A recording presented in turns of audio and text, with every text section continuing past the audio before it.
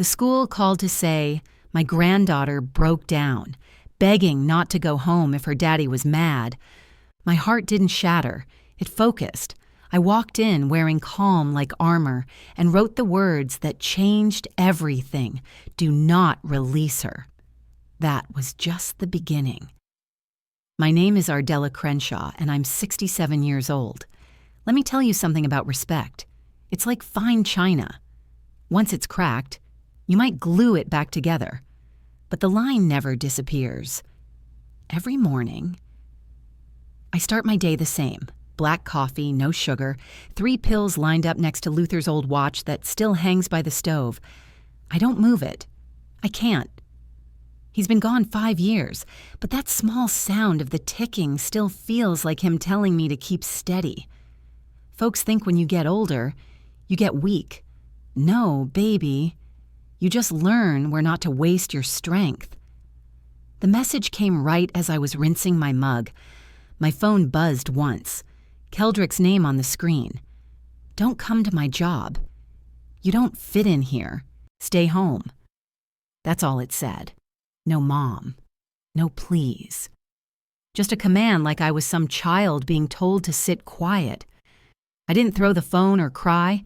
I just stood still and listened to the hum of my refrigerator, that low electric sound people forget to notice until they're alone. I've been talked down to by doctors who didn't look me in the eye. Pastors who thought pity was the same thing as compassion. I know what disrespect sounds like. I also know what fear sounds like. That text? It reeked of fear. My son wasn't protecting me from embarrassment. He was protecting himself from being seen standing next to me. You don't fit here, he wrote. What he meant was, I'm ashamed to let them know who made me. Shame has its own smell, and it don't wash off easy. I told myself for months that his slick talk and cold tone were stress.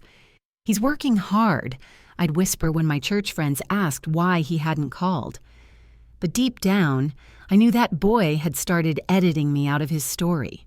I sat back down at the kitchen table, ran my thumb across Luther's watch, and thought, you can't tell me where I belong. I helped that boy get through school when his father's back went bad. I cleaned houses after church to pay his tuition. I may not know luxury, but I know labor, and that means I know worth. So, I decided right then I'd go to that dealership, not to cause a scene, just to let him remember who raised him. Driving out of West Charlotte, I passed the same brick houses I've seen my whole life, porch lights still hanging crooked, mailboxes leaning like tired men. My old sedan hummed along the cracked road as I crossed into South Park, where the streets are wide and shiny, and people walk little dogs in sweaters. The air even smells different.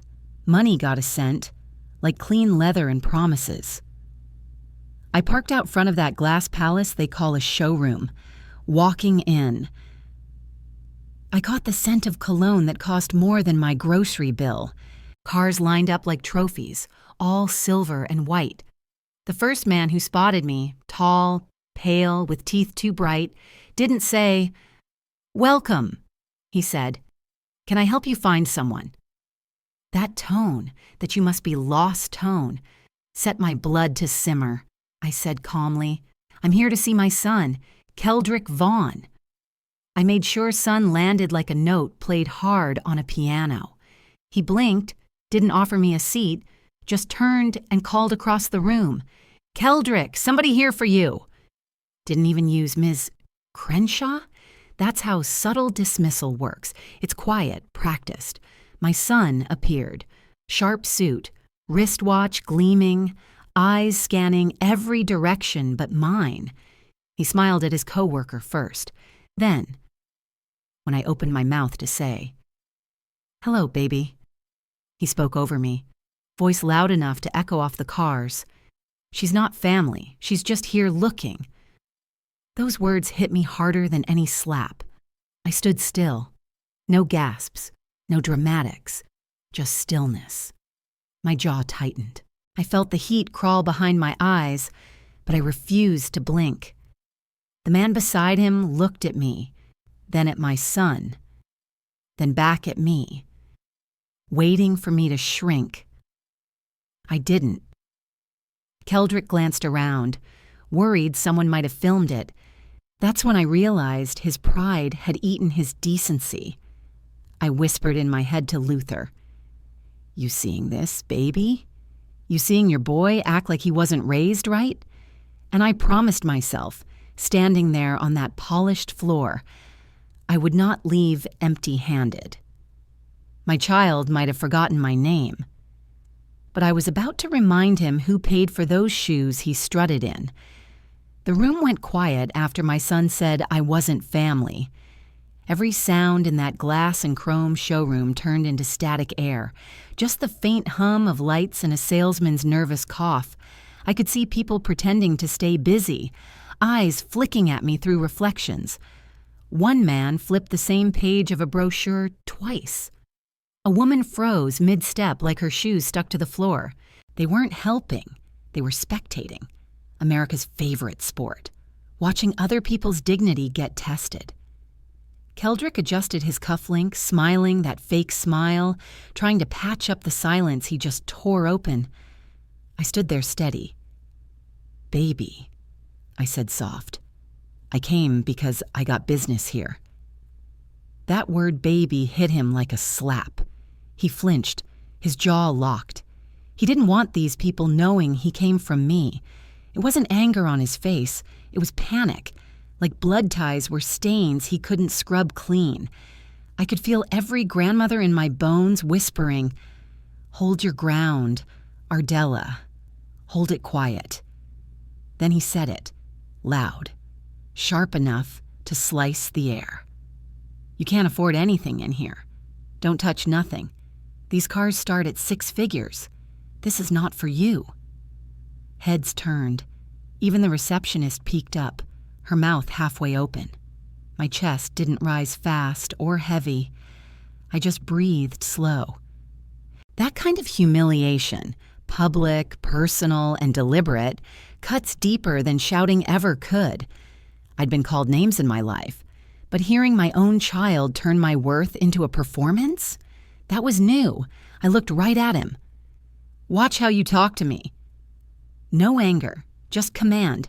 Brenton, that young salesman, dropped his eyes to his shoes. He wasn't embarrassed for me. He was embarrassed that something messy was happening near money. I wanted to laugh at that. Respect here wasn't a value, it was branding. Keldrick shook his head, muttering, "She shouldn't even be back here." He pointed toward the parking lot. "She parked down the street, man. Told you she ain't supposed to be around these vehicles." He waved his hand like he was shooing smoke. I heard every syllable. But that wasn't my son talking. That was somebody scared to lose his shine. I thought, you can dress up arrogance, but it still smells cheap when it sweats. He stepped closer. "Why are you even here? Didn't I tell you not to come?" His voice cracked, and I caught it. He was scared of being exposed, scared somebody might connect the dots between his manners and his mama. I saw it all over his face, the lie of who he pretends to be trembling under fluorescent lights. Then came the final insult. He turned, snapped his fingers, and called out, "Torin, can you help me out here?" A tall man in a black jacket started walking toward us. My stomach dropped, not from fear but disbelief. My own blood was calling security on me. I straightened up. Torin reached for my arm and I said calmly, "Don't touch me, son. Don't add that to your shame today." My tone must have carried weight because he froze mid-step. You could feel the room's tension stretch thin like glass about to crack. Every camera phone came up halfway, ready to record. I knew exactly what this was about. He wasn't trying to keep peace. He was trying to erase me. This wasn't about comfort. It was optics. See, I told myself, he wants a showroom without fingerprints from the woman who bought his first car seat. So I planted my feet. No fuss, no tears. "I'm not moving," I said, mostly to myself. I've stood through worse storms than this. My chin lifted. shoulders squared. My voice settled low, measured. "You better think real careful about what you do next," I told him, clear enough for everyone to hear. "Because whatever you do to me in here, they'll all see who you really are." He barked over me, loud. "This area's for clients only. You don't belong back here." That's when the crowd truly froze, because standing behind the glass office wall, Ridge Talbot, the general manager, was already watching. His face didn't show confusion. It showed decision. The moment Ridge Talbot stepped out from his glass office, the air changed. You could feel it. Authority has its own temperature. His shoes made that soft, deliberate sound against the showroom tile, the kind men make when they own every step. Nobody moved. Even Torin, the security guard who'd almost grabbed my arm, straightened up and backed away. Ridge didn't have to ask what happened. He already knew. He looked right at me, not at my son. That single glance rearranged the room. "Ms. Crenshaw, ma'am," Ridge said, voice steady but carrying weight. "Your Rolls-Royce is ready for delivery. Paperwork's complete. I apologize for the delay." That word, ma'am, hit the air like gospel. You could almost hear the click of people realizing who I was. I nodded once, my chin still high, but inside, I felt something unclench. Not pride, recognition. Respect has a sound, and everyone in that building just heard it. Before I could answer, Ridge turned his attention to Keldrick. "Vaughn," he said evenly, "you're done here. Go clear your desk. HR will follow. Security will escort you off property when you're finished." Silence. You could have heard a coin hit the marble. Keldrick blinked hard, then laughed too loud. That fake laugh people use when they're drowning. "You serious, man? This ain't what it looks like?" "It looks exactly what it is," Ridge replied. "You don't talk to my clients like that. Not ever." That word, clients, cut deeper than anything else, because for the first time today, everyone saw it. The boss saw me as someone worth protecting, and my son as someone disposable. Brenton, that pale salesman who'd sneered earlier, dropped his eyes to the floor. Torin shifted to stand behind Keldrick now, not me. The same people who'd been comfortable watching me be humiliated were suddenly embarrassed to be near him. I didn't gloat. I just stood still and let it all sink in.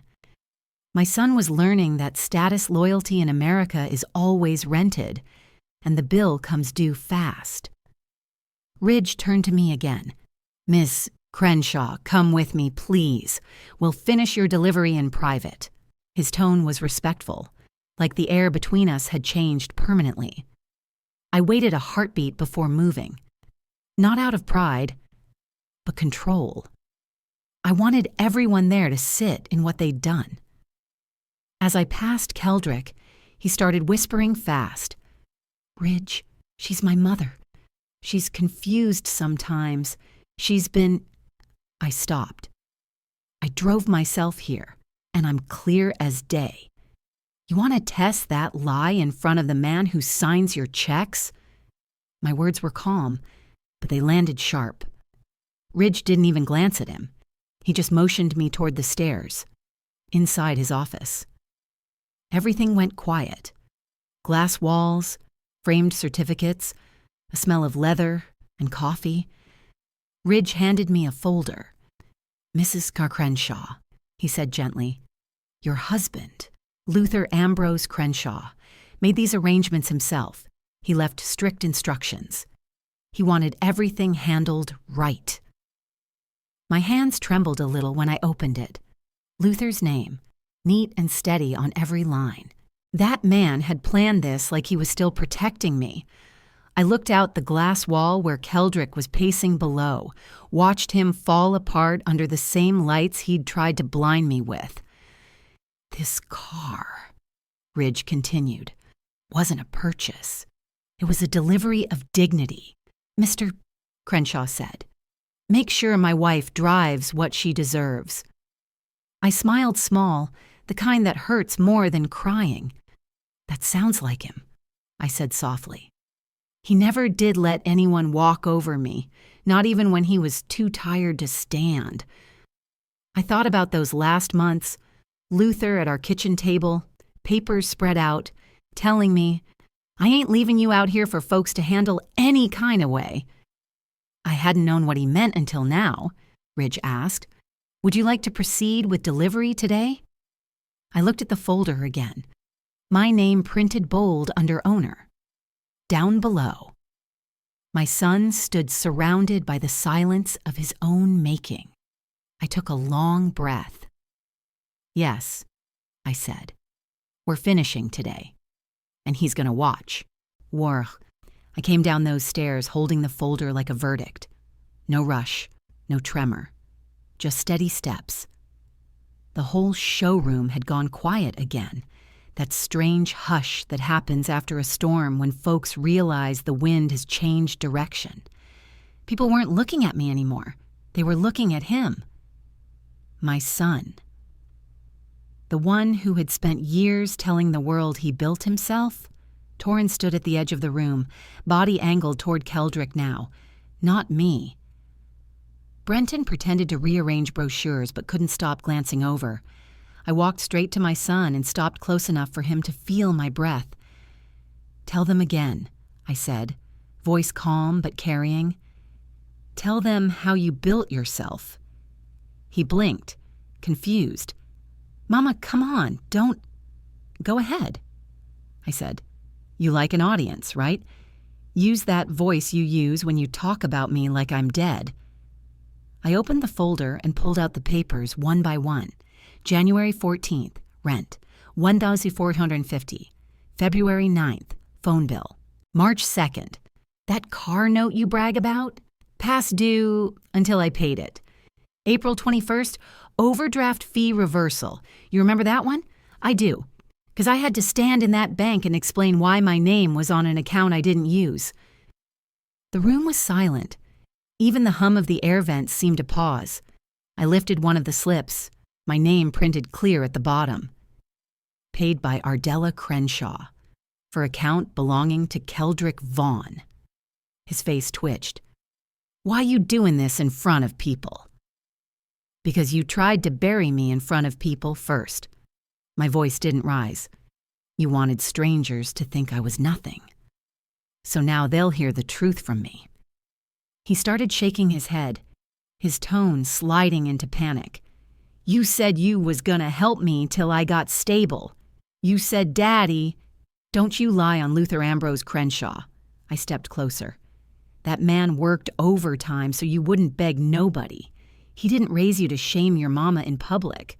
You took his kindness and twisted it into entitlement." I saw something break in his eyes, that flash of fear when arrogance realizes it's naked.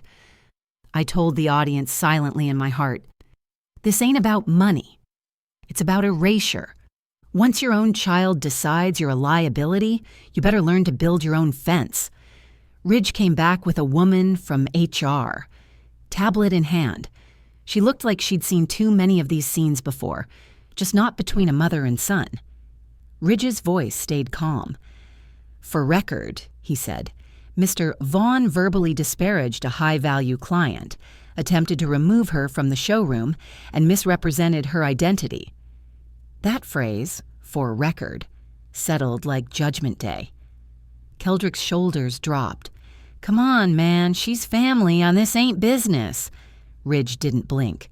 "Miss, Crenshaw is the buyer. That makes it business." That's when I turned to my son.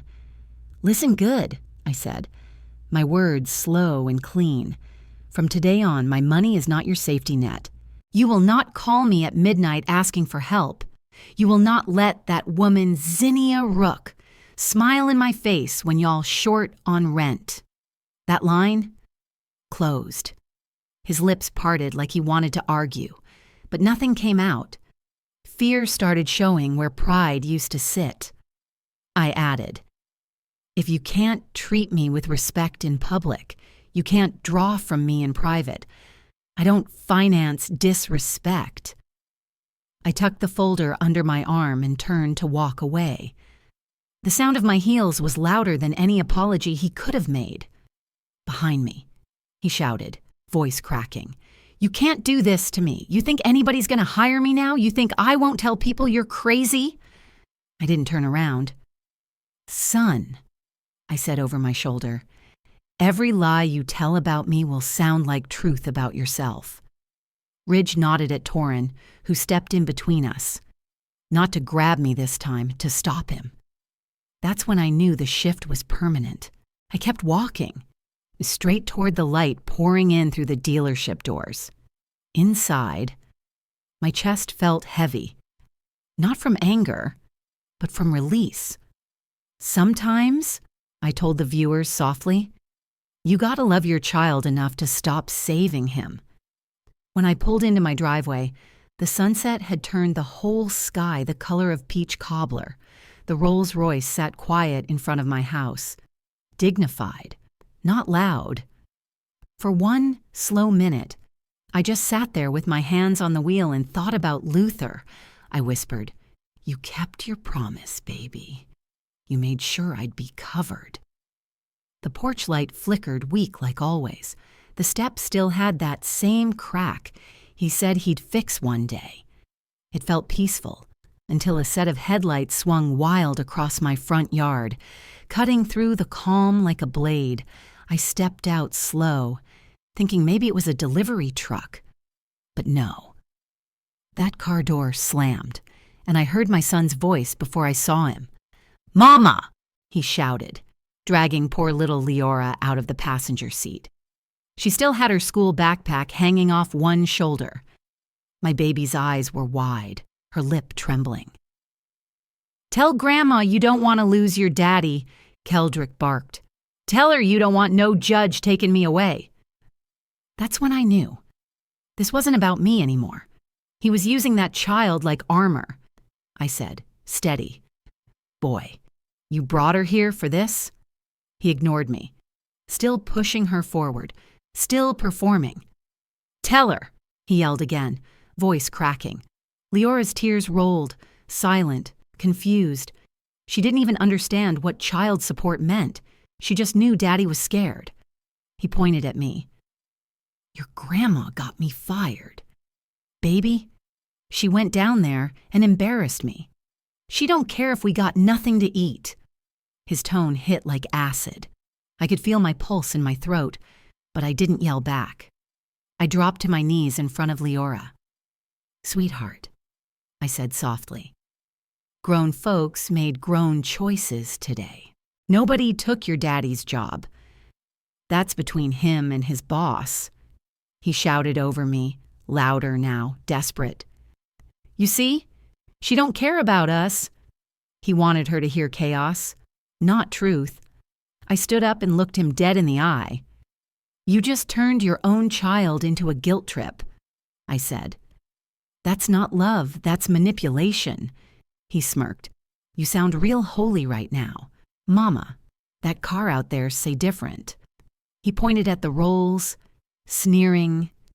"You rich now, huh?" I turned back to my granddaughter. "That car was a gift from your granddaddy to me before he passed," I told her gently. "It don't have one thing to do with your daddy's bills." She nodded through tears, small hand clutching her backpack strap tighter. Then my voice changed. "Keldrick Vaughn," I said, full name clear as church bells. "You do not bring that child to my house to threaten me. You do not stand on this porch and lie to her about me. You will not come here again acting like this." He tried to laugh it off. "Or what? You gonna call the police on your own son?" I didn't blink. "If you show up here again loud and reckless, yes, I will, and I'll have my statement ready before you pull up." My voice was quiet, but it had the kind of edge that makes men sober up. He looked thrown, like he'd never believed I'd crossed that line. He yanked Leora's arm and hissed, "Get in the car." She turned back once. eyes glistening. I called out, "Baby, you call me if you ever feel scared, day or night." She nodded faintly before the door slammed. He peeled out fast, tires screaming against the curb. I stood there under that flickering light, listening to the echo fade. I whispered to myself, "He ain't just broke, he's broken." Then I looked at that car Luther left me and thought, time to protect what's left. After his car tore down the street, I locked my front door and stood still for a long time. The sound of that engine fading was louder than any silence I'd ever known. The house felt heavy, Luther's chair at the dining table empty, the air thick with old grief. My porch light flickered through the blinds, and I thought, this is what it sounds like when a mother gives up pretending. I went to the kitchen drawer, pulled out my yellow legal pad, and dated the top corner, Incident 6:40 p.m. Subject, Keldrick Vaughn. Witness, minor child, Leora Ruth Vaughn. My hand shook a little, but the pen didn't stop. I wrote every word he shouted. She cost me my job. She's trying to break up this family. I wrote exactly how he used Leora, how her face looked small and scared. When you write about your child like this, I told the audience, you're burying the version of motherhood that still believed in rescue. I slid the page into a manila folder labeled KV, Conduct, and tucked it in Luther's old file box. Paper over memory, evidence over emotion. Then I called my lawyer. Rosa Delaney had handled Luther's estate, a sharp woman who didn't waste words. "Rosa," I said, "I need to put something on record.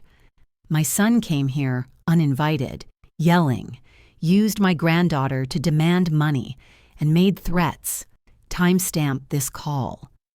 Her voice was calm but firm. "I'm logging this as harassment and intimidation at your residence. If he returns, call law immediately. Don't step off that porch." She spoke like she'd said those words too many times to other women who'd waited too long. Next, I called my neighbor, Ms. Gloria James. "Gloria," I said, "if you hear shouting again, please come outside with your phone. I just need a witness." "You got it. Sugar," she replied. "I don't sleep heavy anyway." I thought it was over, but around 8, headlights hit my window again. This time, no child, just him. My heart tightened. He banged on the door so hard the glass rattled. "Open up! Ma, you don't get to call no lawyers on me." I didn't move. I said through the locked door, "You are not welcome in my house. Keldrick Vaughn, you're raising your voice." "Leave now," he laughed ugly. "You gon' make me the villain? Have me arrested? You crazy?" I texted one word to Gloria. "Now." I stepped onto my porch, but stayed at the top step. The light shone on both of us. Gloria came out from next door, phone camera up. "Evening, Ardella," she said, loud enough for the recording. "You need me to stay right there?" He froze when he saw her. "You got the neighbors filming me now? You embarrassing me," he shouted. "You want the whole block to think I'm some monster?" I said, calm and clear. "You are on my property after I told you to leave. This isn't embarrassment. This is documentation." He took one step forward. Gloria said loud, "Sir, you take another step. I'm calling 911. That stopped him cold. His jaw worked like he was chewing nails. I looked him in the eye. "If you show up here again, I will file a restraining order. If you keep dragging that child into this, I'll ask for a custody review. And if you keep lying to her, I'll ask the court for a psychological evaluation before you get unsupervised time." His face fell. "You wouldn't," he whispered. "I will," I said, "because protecting Leora matters more than protecting your pride." Gloria's camera caught everything. the trembling in his hands, the way pride leaked out of him like air from a tire. He backed away, muttering, "You done lost your mind." When he drove off, my knees gave out. I sat at the table again, wrote the second entry in the folder, returned at 7:55 p.m., shouting, refused to leave, filmed by neighbor witness. I circled custody review. My hand stung, but I didn't stop. "You can love somebody," I whispered, "and still not let them burn your house down." Sunday morning started with my phone buzzing before the sun finished rising. Texts stacked on top of each other, cousins, church sisters, even the pastor's wife asking, "What's going on with you and Keldrick?" The phrase stung. You and Keldrick. Like this was some spat, not protection. I opened Facebook and saw his post. "It's sad when the people who raised you want to see you fall, but God sees all." Below it, hearts and praying hands poured in like rain, folks writing, "Stay strong, son." And mothers can be prideful sometimes, but forgiveness heals. I whispered, "You really did it. You made me the villain." Still, I went to church. Hiding wasn't in me. The Crenshaw name was carved into that pew beside Luther's, and I sat there like I belonged, because I did. People smiled, but their eyes told on them, whispered, "How you holdin' up?" in tones dipped in curiosity, not care. Near the water fountain, I caught two young women murmuring, "She called the cops on her own child." I didn't flinch. Pastor Jenkins preached about forgiveness, and every verse seemed aimed at my back. During offering, Zinnia Rook, Keldrick's ex, leaned over and said softly, "He's hurting, Miss Ardella. Maybe you could drop the charges before it gets ugly." I smiled. "Baby, if you don't plant weeds, you don't have to pull none later." She blinked, unsure what I meant, but the older ladies in the next row gave me the smallest nods. By the time I got home, my tablet was lit up like Christmas. The family group chat. Crenshaw Circle. 52 unread messages. Cousin D typed, "You didn't have to humiliate your own son, Della," Aunt Trina added. "He told us you showed out in front of white folks at his job." I scrolled, exhaled, and took screenshots of every line. Then I opened my folder, Conduct, and saved them in Facts Don't Care Who's Gossiping. I wrote one message back, short and clean. "Please see attached HR report from South Park Motors. This is record, not rumor." Attached the PDF Ridge had sent. Then silence fell across that chat like a church after benediction. One niece finally texted, "Wait, she got proof?" I didn't say another word, just muted the conversation. You don't chase truth, I told myself. You let it walk. It always catches up. Evening brought a knock on my door. It was Pastor Jenkins, hat in hand. "Miss Crenshaw," he said, "I didn't come to pry. I came to ask if I judged too soon." I let him in. We sat where Luther once said, "Grace." The HR letter lay open on the table, and I slid it across. He read quietly. When he finished, he said, "You did what you had to do." He admitted his sermon had been misdirected. That gossip had made fools of them both. I smiled faintly. We all guilty of that sometimes, Pastor, but I'm not ashamed of surviving. He asked if I wanted him to make a public correction next Sunday. I shook my head. No need. Now, folks don't need speeches. They need time to see who keeps lying. Later that night, my phone rang. Leora's small voice. "Grandma, Daddy said you hate him, but I don't think you do." My throat tightened. "No, baby, I love him. I just don't agree with what he's doing." She whispered, "He said you might take me away." I steadied my breath. "No, sugar, I'd only ever call people to keep you safe, never to take you." She was quiet, then said, "I believe you. You sound calm. He sounds mad." I smiled through tears.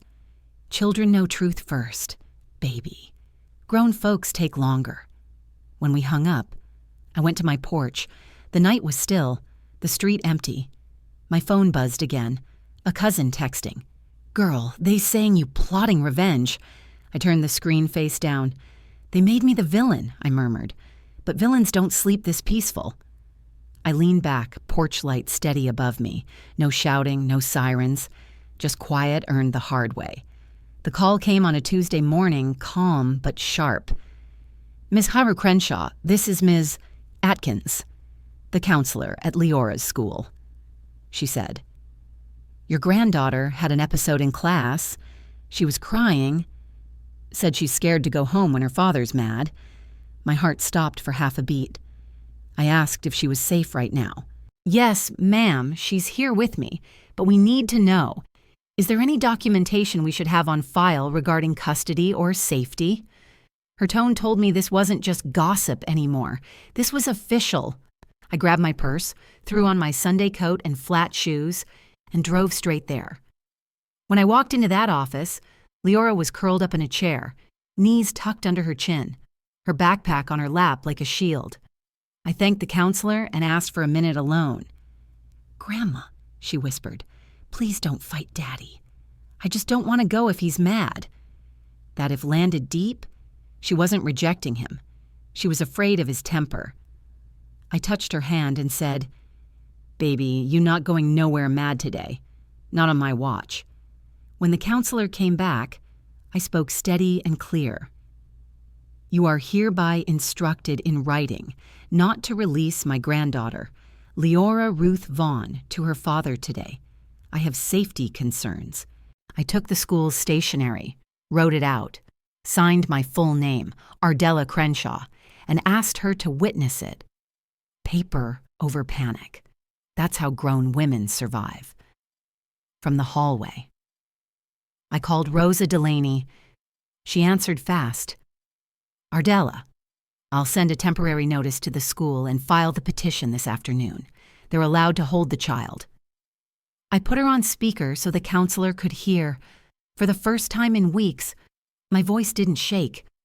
20 minutes later, I saw his car pull into the parking lot, Neil, loud as ever, while he came out fast, waving his arms, Yiking shouting, "Where my daughter at? You trying to take my child?" Security stepped closer, but I didn't flinch. "Keldrick," I said, calm as Sunday dinner, "I'm not taking her. I'm protecting her from your temper." He tried to talk over me, but I raised my hand to the officer. "You hear me say temper. You hear me say safety. Please note that." His voice cracked when he realized it was all being witnessed. "Ma, you gon' ruin my life." I looked right at him. "No, baby, you did that. I'm just done covering it up."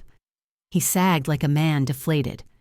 I told him, "Rosa's filing for protective order for me and supervised visitation for Leora. That means no more unannounced visits, no more yelling on my porch." His jaw trembled. "So you just gonna leave me out here?" I said softly. "No, son. I'm letting you stand where you've been standing. I just ain't catching you anymore." I asked the officer for a private minute. "Listen," I told him, "I love you. That's never changed. But I won't let you talk to me like your employee or scare that little girl to feel powerful. You understand me?" He said, "You must hate me." I shook my head. "If I hated you, I'd let you keep going." He didn't argue. He just turned and walked off, smaller than I'd ever seen him.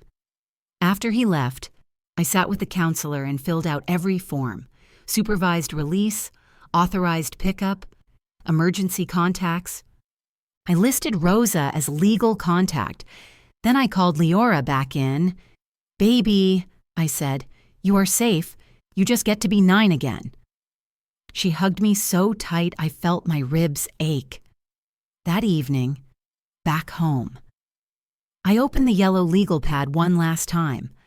I wrote, "Incident at school, documentation complete, safety established." Then I closed the folder and locked it away. Not erased, archived. I told myself, peace ain't weakness. It's discipline. To those watching, I say this: that car out front didn't make me powerful. I've been powerful. The car just made it visible.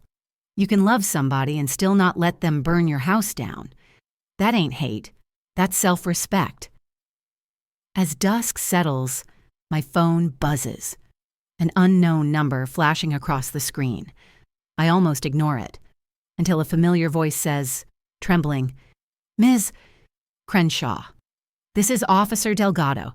Something's happened with Keldrick." My hand freezes over the receiver. Outside.